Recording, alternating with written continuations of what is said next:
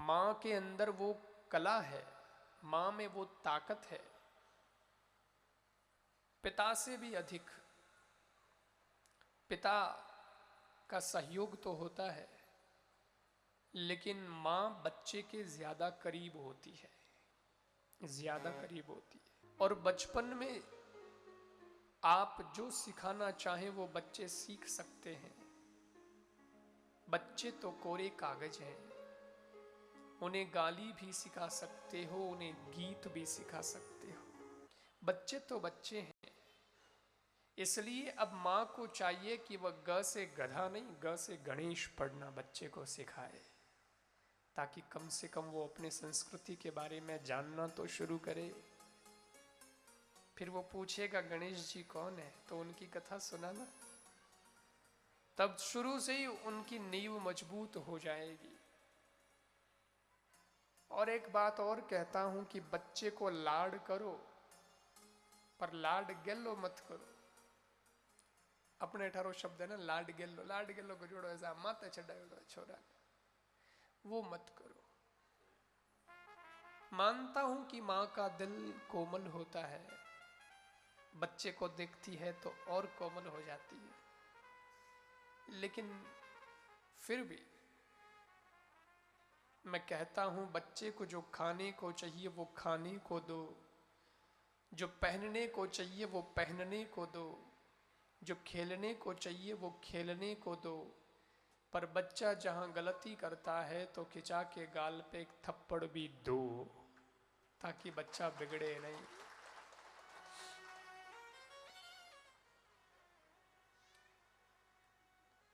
तो ये मां का दायित्व है। मैं आपसे एक और बात कहूं, जो मां है वो तो है ही, लेकिन इसके पहले जो मां बनने वाली महिलाएं हैं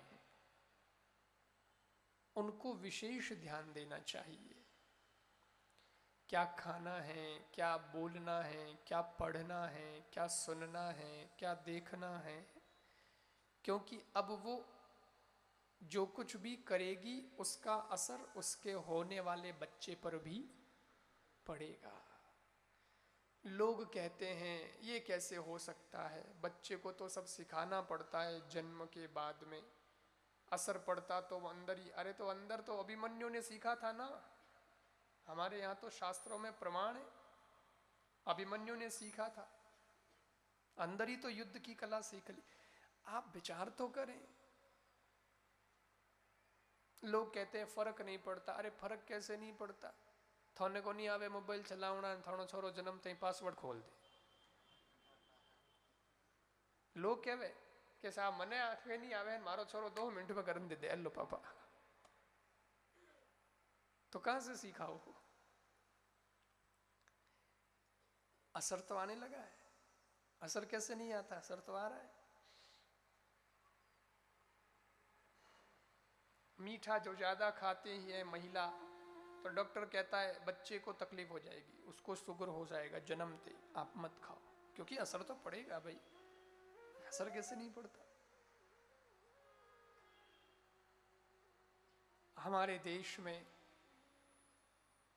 महाराणा प्रताप, छत्रपति शिवाजी, भीमसेन, स्वामी विवेकानंद जी, कैसे कैसे महान लोग हो गए।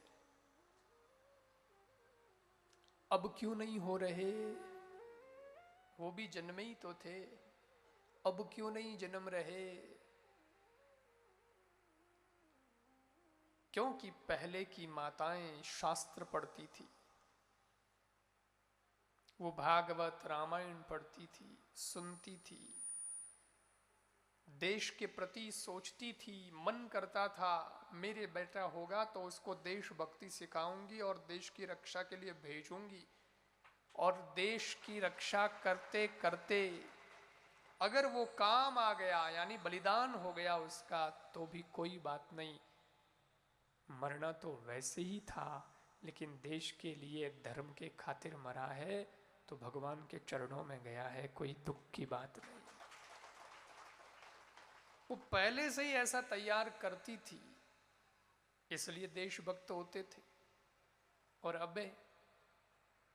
अबे तो डॉक्टर साहब ने चेक करावे, डॉक्टर साहब कहे कि हमें आप काम भी जो मत कर जो हो, अबे तो बेड रेस्ट कर जो। तो बेड रेस्ट करने का कह देते हैं, जो हो रहा है आजकल वो यही हो रहा है। फिर बेड रेस्ट करे, पड़ी करे, कहीं काम करना तो मना कर दियो, टाइम पास की करनो तो मोबाइल है ही। मोबाइल में देखे गई रीला, रियल लाइफ तो कहीं गई, रील लाइफ पे आ गए। कई बनाई न कई देखी, बना बजनी तो देखे नहीं तो देखे कितने, तो कई बनौनी ही है न कई देखनी ही है। मैं कोई विरोध नहीं कर रहा हूँ, अच्छी चीजें भी आती है, रीले में कोई बढ़िया चीजें भी आती है, मानी भी रील हावे तो कोई चौकी बाटे कोई बना दी, शूटिंग करने चढ़ा दी, तो वही रील तो बन गई। लेकिन सारे दिन वही वो लगे रहना, वो क्या मतलब? फिर वो टाइम पास करेगी, हाथ दुखन लाग जाए, जन मोबाइल नीचो मेल देन, टीवी चालू कर दे। अब टीवी में देखी कहीं देखी सीरियल में आवे कहीं हासु बवारी लड़ाई, क्या देरानी जटानी लड़ाई, बाबी ने भिड़ाई दी, बाबी ने चक्कर चलाई दियो, वो बड़े माइंड लगायो, वो यूं होगा, वो घर तोड़ दियो। भाई कहानी है वो धीरे धीरे माइंड में बे भरी जावे, जन बे पे अपने घर में कहानियां शुरू हो जा। सीरियल नु धाप जाए तो देख लास्ट में कार्टून पोगो हंगामा। और कार्टून देखती देखती बच्चे ने जन्म देवे, पचे बच्चा को नहीं जन्मे, पचे कई जन्मे, कार्टून जन्मे। तो बताओ अठे गड़बड़ हुई है। इन वास्ते छत्रपति शिवाजी नहीं आ रही है जिन वास्ते महाराणा प्रताप री कमी है। तो आपने सोचना तो पड़ेगा कि आपा कठे गड़बड़ कर रही हैं। और इसके उलट उदाहरण बताता हूं मैं। कई माताएं हमको मिलती हैं, अपने छोटे से बच्चे को लेकर के मिली और कहा महाराज ये आपकी कथा हम YouTube पे लगाते हैं, पता नहीं इसको आवाज कैसे पहचानने में आती है, कोई कीर्तन भजन या कथा आ जाती है ये ताली बजाना शुरू कर देता है। खाली YouTube पे हमने कथा लगाई आपकी और जैसे कि पहचान गया हो। मैंने कहा ये कैसे हुआ? तो बोले मैं गर्भवती थी, 7 महीने का 8 महीने का बच्चा था, आपकी कथा हमारे गांव में हुई थी, मैं कथा सुनने आती थी, वो कथा पेट में सुन रहा था, तो अब जन्मने के बाद में ये जब भी सुनता है तो ताली बजाना शुरू कर देता है। इसको भजन कीर्तन में आनंद, एक कनेक्शन जैसे कि हो गया हो, इसको कुछ ऐसा लगता है कि सुना हुआ है पहले, वो माँ के पेट में सुना। तो अच्छी बातों का असर भी बच्चों पर पड़ता है। और मैं कहता हूं एक बात और है, अपना दूध बच्चों को पिलाओ। मां का दूध तो मां का ही दूध है, बाकी तो फिर बाद की बात है, वो तो अल्टरनेट है, वो तो सेकेंडरी की बात है कि जब नहीं है तो फिर ठीक है, ये ऑप्शन में। बाकी मां अपना दूध पिलाए,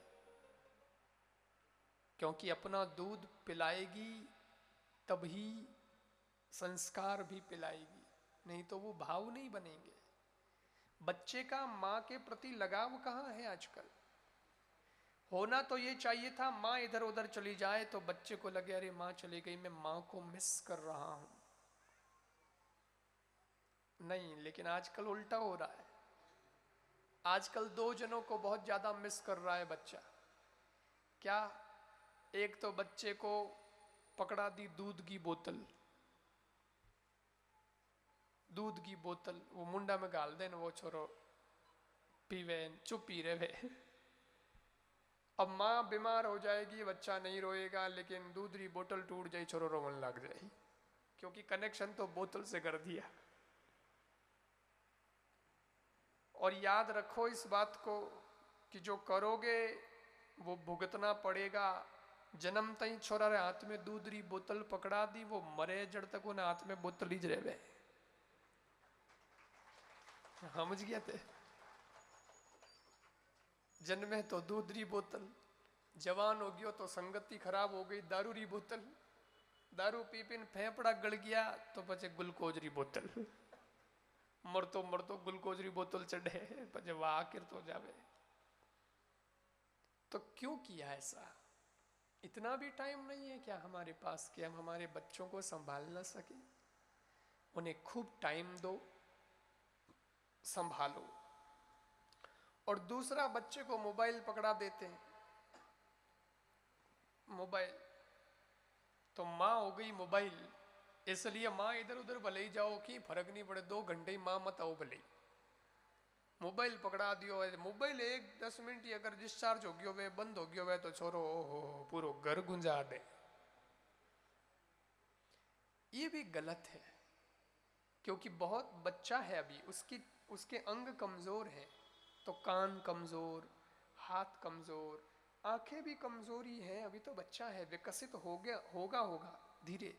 और अभी से आपने उसको स्क्रीन के सामने खड़ा कर दिया या सुला दिया तो वो स्क्रीन का असर तो बच्चे पर पड़ेगा, आंखें कमजोर होगी, उसके अंगों का जो विकास होना चाहिए था वो भी नहीं होने दिया, वो उसी में लग गया, माइंड और डिस्टर्ब कर दिया, बहुत सारी इधर उधर की चीजें और दिमाग में भर दी।